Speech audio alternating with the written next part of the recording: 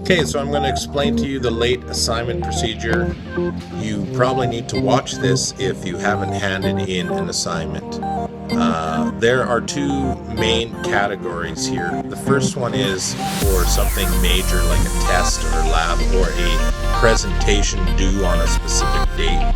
You can't just, hey, I'm not going to show up so I don't have to do the presentation. These are the consequences. Just look at number one, letter A and letter B. Unexcused absences will result in a 0. Excused absences, which are things like death or a prearranged medical, like way prearranged medical, or an emergency, not I've got a cold, I don't feel good, I'm not coming in today, but a medical, you're going to the hospital somewhere. Students will write their assignment, in that case, test, lab, or presentation, during a time arranged by the class. The second category is where most people will fall into most of the time. It just has to do with a major assignment that whatever is due on a certain day, you gotta hand it in, get it done. Letter A, teachers, students will create the due date. And if you want an extension, you have to ask for it 2 days prior to the due date.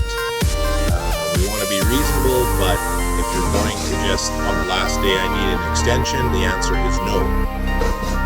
The due date, work must be handed in by 3:15. If you miss your due date, then you get to go to homework club, which will be on Tuesdays, Wednesdays, and Thursdays from 3:15 to 4 p.m. But some of you might say, I'm a bus student from Colbay, Jans Bay, that area. Well, you guys can come at lunchtime to homework club. And that will be,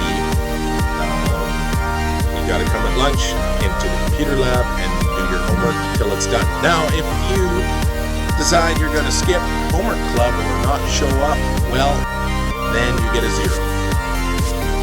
Students requiring homework club will have their names submitted to the guidance counselor by their classroom teacher. So I am posting this video now just so that I don't have to keep repeating myself. And if you're watching this, those are the consequences. Thank you.